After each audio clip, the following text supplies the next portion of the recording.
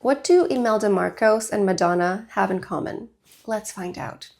On Beauty History, we like to take deep dives on the people behind these famous fashion labels. And for today's lecture, we will be doing a deep dive into the life of Jean-Paul Gaultier. He is known for being extravagant, very extra, and for finding beauty in unconventional ways. He's known for being gender nonconformist on the runway, and for creating these iconic looks you may not know that he is responsible for. So let's go ahead with today's lecture. So Jean-Paul Gaultier was born April 24th, 1952, in a suburb outside of Paris. He was born in a painfully middle-class family, very average, very suburban. Both of his parents were working in the 50s, so he spent a lot of his early childhood with his grandmother, his maternal grandmother. She was the one who babysat him and took care of him, and she's also the one who sparked that joy, who ignited that first little spark of passion for fashion. She had beautiful wardrobes and fashion magazines that he would spend his time just rifling through. And one thing in particular that he was fascinated by were her corsets. She had classic taste. Well, she had classic taste in corsets anyway. And so he was quite fascinated by her corsets, the silk, the boning, the structure, the silhouette, all of that. He also had a teddy bear named Nana. And this teddy bear was, his childhood toy, like a lot of us do.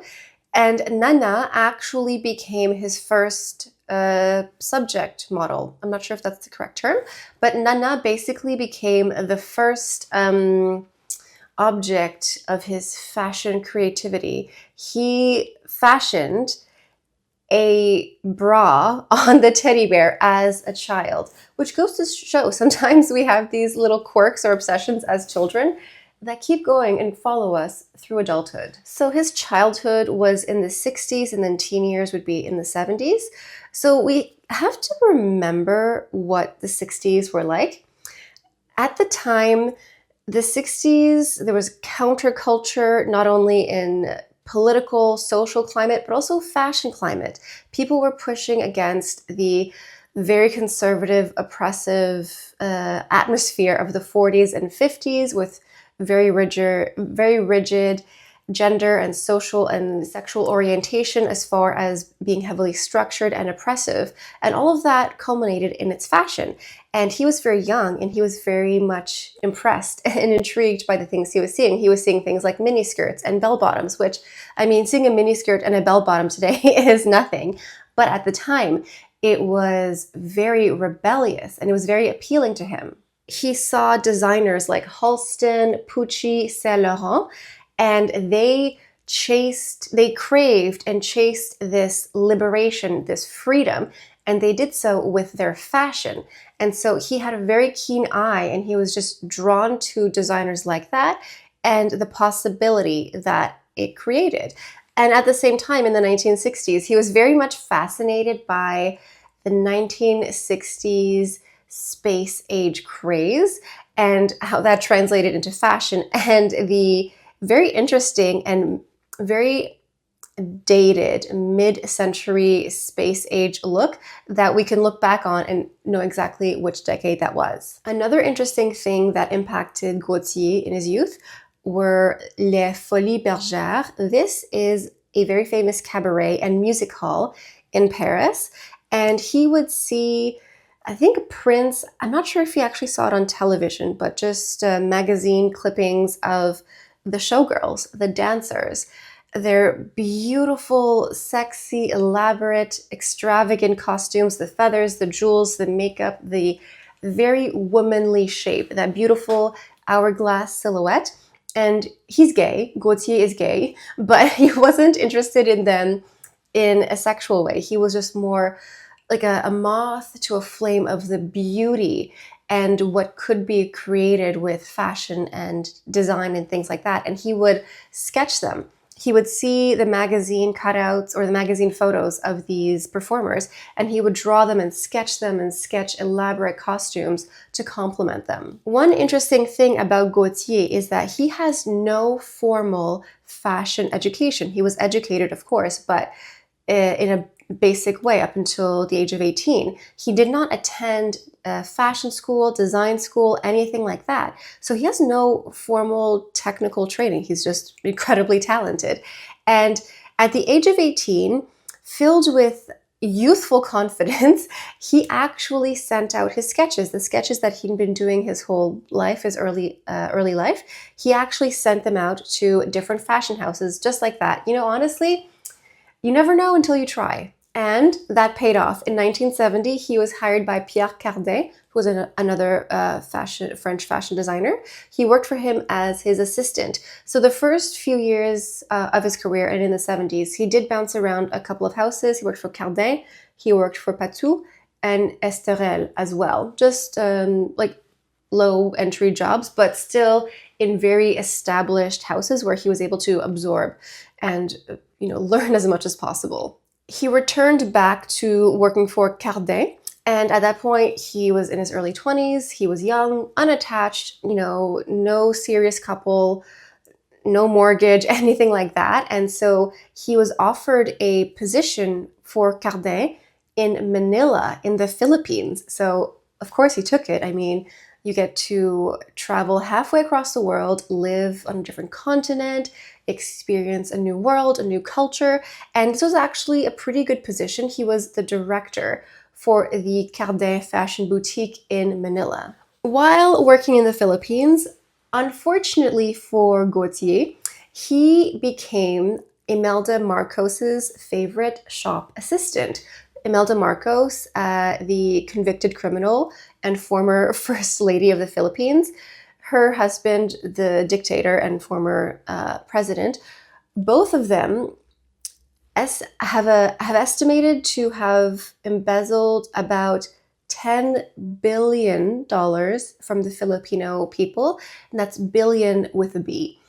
Where is this money today? I don't know. That's another whole deep dive. But anyway, unfortunately for Gaultier, she really liked him. And at some point, he was in the Philippines and was like, well, I want to go back home. He realized he had been placed on a do not leave visa.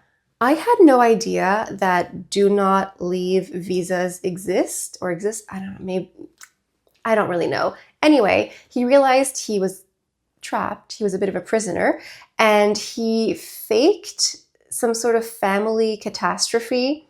Maybe he said that Nana, the teddy bear, had died. I don't know. But he faked a family catastrophe to be able to leave the country. And he said, I'll be back. He never went back.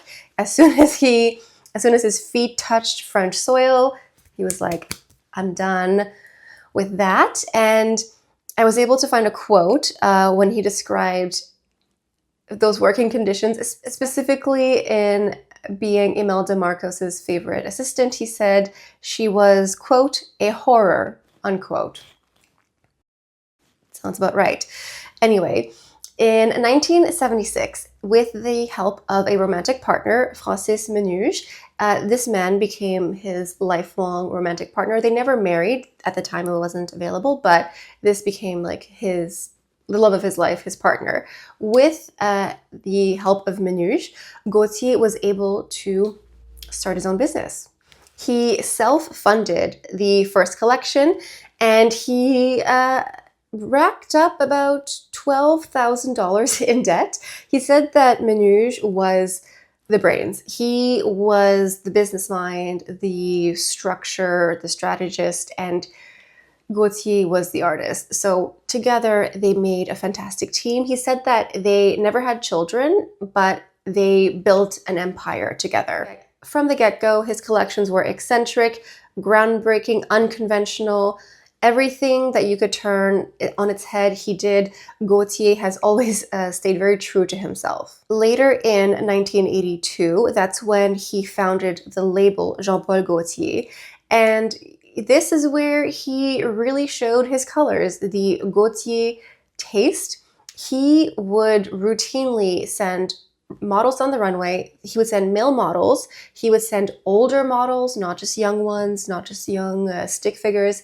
He would send older models. He would send male models with full beards. He would send heavier models. He would send full figure plus size models. And this was before the body positivity plus size model popularity came to play. Like, he has always advocated for diversity in bodies on the runway. He would send models covered in tattoos and facial piercings. He would do gender fluid, gender bendy runway looks. He would send male models in skirts, or what we call kilts, down the runway. So he's always been extremely unconventional. However, even with all of these eccentricities in mind, there was one thing that he was always obsessed with: the corset. Now, in the 1980s, no woman was wearing a corset. That's crazy. In the 80s, women were wearing suits, they were power dressing. Gaultier was still absolutely fascinated with the corset because at that time, for a woman to wear a corset would be very counterculture. That was still ruminating in his mind. And in 83, he came out with the boy toy collection. And in this collection here, he heavily focused on male models, and he sent them down the runway in what we call a marinière, or like you've seen the sweater. It's white, either with a very dark navy or a black pinstripe. Marinière is a reference to sailors. This is what sailors used to wear out at sea. This used to be their uniform. And Gaultier certainly did not invent this. I mean, Coco Chanel famously wore this in her youth. She enjoyed that boy toy, tomboy look. So Gaultier did not invent the marinière or that sailor sweater, but he did help repopularize it. And when you think of Gaultier, you do think of this style of sweater because it is so synonymous. It's one of the codes for the Gaultier brand. I would argue that the marinière sweater is just as iconic to Gaultier as the cone bra. So later in the 1984 fall-winter collection, Gaultier became preoccupied with the concept of underwear as outerwear. Why not? Let's be shocking. Everyone wears underwear, of course, but let's show it. Let's make that the focus of the runway look. He was particularly drawn to the female form and what can be achieved with a corset, and specifically the underwear and undergarments of the 1950s that had a very specific shape, and the 1950s cone bra, the bombshell bra. And that, all of that combined, is how he eventually went on to create the cone bra. For the spring-summer 85 collection, he continued to focus a lot on menswear and the male models. And he sent his models down the runway, the male models, down the runway in skirt suits and skirts and kilts and things like that. And okay, like now if you see a man wearing a skirt, a kilt, a dress, whatever, okay, especially like in the context of a runway show, it's really not groundbreaking. Apparently 85 was a very different time. It was a bombshell. It was a bombshell moment in fashion. And the critics had a lot to say, but on very different, like opposite ends of the spectrum. There were some fashion critics that said this was the most important thing to happen in fashion history in 20 years, and some said it was revolting. Gaultier pointed out that depending on different cultures and depending on different points in time, what we consider a standard way for a man to dress is very different, which is true. Speaking back to cone bras, we are now entering 1990, and there is this singer named Madonna, and she's going on her Blonde Ambition World Tour, and she needs a designer. So who does she call? Gaultier. Fun fact, she found Gaultier's assistant's phone number, and she called the assistant, and the assistant was like, Madonna's on the phone for you. Gaultier thought it was a prank, thought it was a joke. It wasn't a joke, it was Madonna on the other end. She wanted Gaultier to design her tour. Madonna had a very clear vision for what she wanted, and we have to remember, Gaultier loves gender bending, gender fluidity. He likes subverting societal expectations. He likes being controversial. He likes those things. What's Madonna like? She likes a lot of those things as well. And I've heard people say that Madonna, her beauty is a bit masculine. I don't know. I mean, she does have a very strong jaw. We're thinking back to 1990 Madonna. She has the blonde hair and the dark eyebrows. So I guess that could be masculine. I don't really perceive that as masculine, but to each their own. But she had a very clear vision in mind, and she wanted someone to help execute that. And we have to remember, Madonna of 1990, she was at the very end of a string of a lot of controversy. So she had come out with her song, Like a Prayer. Like a Prayer was accompanied with the music video. Now, the music video for Like a Prayer had many polemical aspects to it. To name a few, there was depiction of assault, murder, police injustice, racial injustice, burning crosses, just to name a few. So it was quite controversial. At the exact same time, Madonna was meant to have a massive sponsorship with Pepsi, and the music video dropped. People lost their minds. She lost her Pepsi sponsorship because people were complaining and boycotting. The Vatican demanded that Pepsi be boycotted and Pepsi products be boycotted because of this musical. So when Madonna reached out to Gaultier, it was like the frenzy, the fervor, everything was like up to here. So when the Blonde Ambition World Tour started and Madonna came out there in a pinstripe suit, which is traditionally more masculine, with underwear, a corset, cone bra over top, which is hyper feminine, so we get the masculine, feminine, counterculture, gender fluid, blah, blah, blah. All of it together, it was like lighting a match inside a powder keg. It just exploded. You had to be there. I wasn't, but that's why I'm here now. But I'm just trying to set the stage of like the frenzy, the paparazzi, the media, the press, the circus around it was really just an absolute perfect storm to solidify both Madonna and Gaultier as pop culture icons. I really don't know where either one of these people would be today if it wasn't for the other. If it wasn't for that one moment in time that really solidified them, it took them each up a notch, like celebrity and fame and money and power and authority. It leveled them up, but it also solidified them and anchored them in pop culture history. I don't know where Madonna would be without Gaultier, and vice versa. It wasn't just the costuming as well. Obviously, the costuming is very iconic when you think of a classic Madonna look from her, she has many versions of herself, but the earlier versions, that cone bra is very iconic. But it wasn't just the design, it was also the choreography, the background dancers behind her, the New York ballroom scene choreography as well. It was just a perfect storm. And I'm really glad that I'm able to share that information with you because it was a lot of fun to research. However, not every pop culture interaction that Gaultier has gone over, iconically.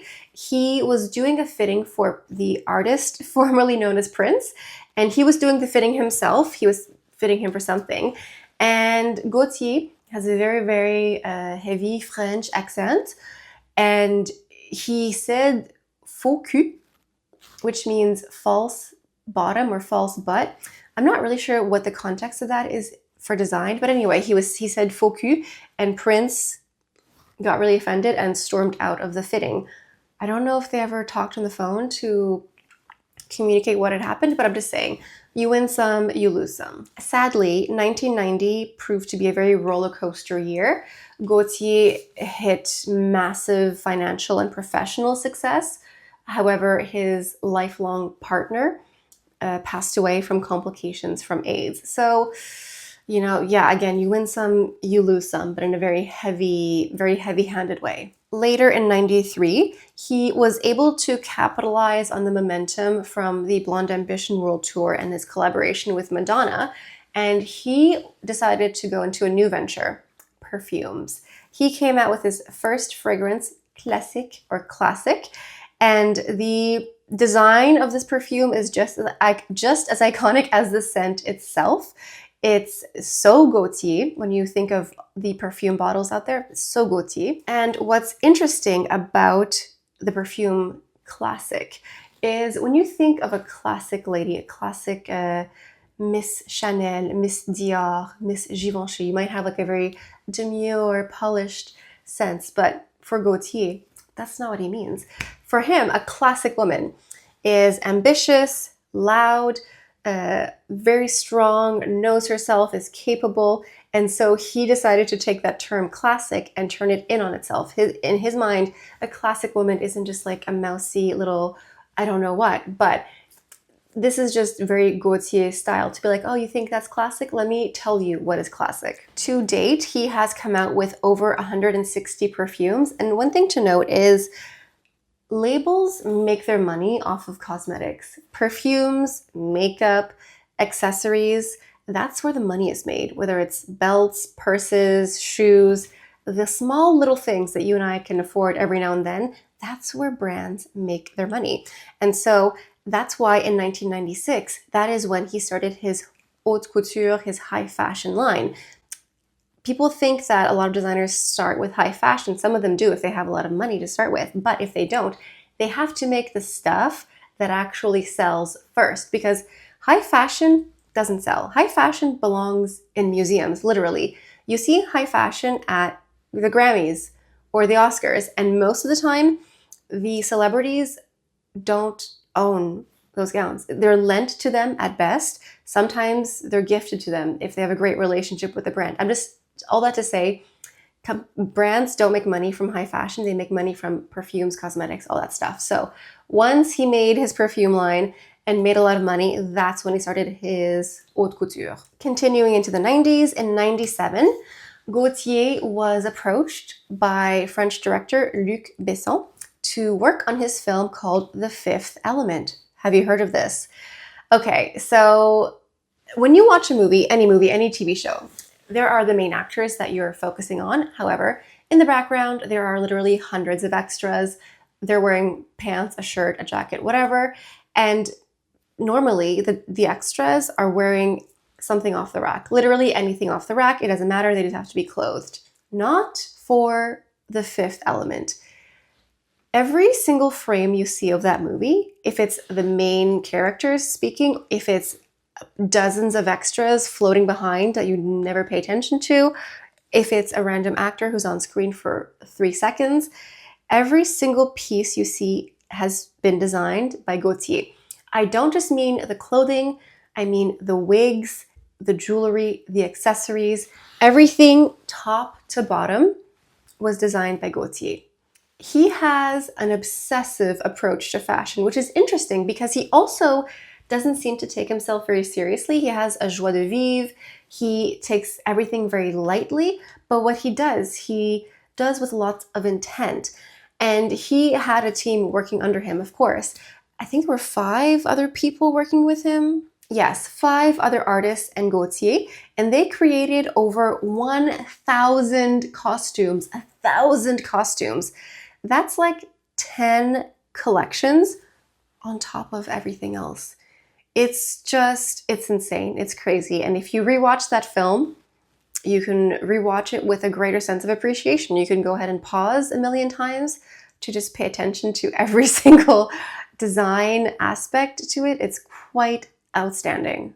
Something else that I uncovered about Gaultier is in the 90s, he co-hosted a TV show called Eurotrash, which was sort of sketch comedy. They would host guest singers, dancers, adult film stars, anything trashy, they did. But the thing about Gaultier is that I would say he's campy, not trashy. There's nothing trashy about him. He's very camp. Because to me, the difference between camp and trash is camp is well-aware. Camp is self-aware. You're self-aware that what you're doing is trashy, but because you know what you're doing and you're doing it with intent and vision, it's actually quite camp, which is what I love about him so much. And the fact that he would host a show called Eurotrash, and if you can just picture 90s Euro trash music. Ugh. And the aesthetic behind it, it is exactly that TV show. And I love that he hosted that. Rolling into the 2000s and 2010s, the Gaultier brand just kept making more and more money. By 2003, it was estimated to be worth $13 million. And part of the label was also acquired by Hermès. Honestly, don't blame him. And he has opened over 40 standalone stores since 2008. So for the 2000s and 2010s, I'm just going to go ahead and focus on some of the standout runway shows that I really enjoyed. So you know that expression that models are just walking coat hangers? So for the Spring Summer 2003 show, he did that literally. He was like, oh, you think these women are just walking coat hangers? Let me make that. He made like miniaturized jackets on top of the dresses. So the models would walk down the runway with these jackets and vests pinned on top of them, sort of like a tongue-in-cheek way of saying to the critics, so you think these are walking coat hangers? Well, here you have it. I really enjoyed the 2007 fall winter show, mostly actually specifically because of the model Coco Rocha. She's the one who opened the runway show, and normally they open a runway show by walking. She actually did an Irish jig down the runway show. So Coco Rocha, she's Canadian, and when she was younger, she took Irish dance lessons, and Gaultier knew this about her, so they got her these like the special dancing shoes. I think they were only able to get them at the runway show like an hour before the show started. Anyway, she got them on, and she opened the runway show by doing a Celtic jig down the runway and like jumping and leaping and sprinting and twirling, and it just added this energy, this like frenetic, fun, bubbly, lighthearted, not serious, but I mean, it is serious because you can see by his level of meticulousness how serious he takes his work, but he approaches it in a very lighthearted manner. So anyway, just a very, very fun fashion show. And like I stated before, Gaultier has always been a fan of body diversity on the runway show. And in 2011, he did a collaboration with the singer Beth Ditto. I love her so much. I love Beth Ditto. I love her band, The Gossip. And he's had her on her runway show many times. And they did a collaboration together with the corset t-shirt. So it's a t-shirt with a corset on top of it. Of course it is. And the collaboration, the t-shirts, the sizes available were sizes 14 to size 30. In 2018, he staged a sort of biopic cabaret show called Freak Show. Honestly, very fitting title. He has sort of reclaimed the word freak. Like he likes to show beauty in like the freaks and unconventional, that sort of thing. And so this cabaret show is dance and performance and also has an element of circus. I checked online. The last touring dates were for summer 2024. I haven't seen dates for 2025. We'll see. Maybe there will be other dates available, but you know, go see. And it makes sense because he's always had an affinity for cabaret and things like that. However, I think the most shocking thing that I found out about Gaultier, like this is truly shocking. I hope you're sitting down. The most shocking thing about Gaultier is that he retired. He announced in early 2020, he announced this on January 17th, my birthday, in 2020, that would be his last show. He retired. Honestly, he's in his late 60s now. That's a very respectable age to retire. I admire his recognition of being like, you know what? I worked hard. I worked really hard. It's time to retire. Good for him. Good for him. He's made so much money. He's had lots of fun. He may as well just enjoy his retirement and do whatever he feels like. So for his last runway show, it was as exaggerated, extravagant as you could imagine. It included all sorts of diversity. He had this male model named Paul Mason, but his nickname or social media name is Fashion Santa because he has the full beard. And Boy George closed the show. I think Beth Ditto was also part of the runway, but Boy George closed the show. Like, of course, like that is the style. Sadly and shockingly, Madonna was not in attendance for his last show. Gaultier didn't really seem to care. Like he didn't seem to take that much offense to it. He said jokingly that whenever the day comes that Madonna passes away, he expects to see a cone bra on her tombstone. We'll see. After his final show, he announced the vision for Gaultier, because Gaultier, the brand, is still around. So what he's doing now is he invites guest designers. And I think that's a fantastic idea, because he gets to retire to do whatever he wants, but he gets to keep some control over his legacy, because he worked for 50 years.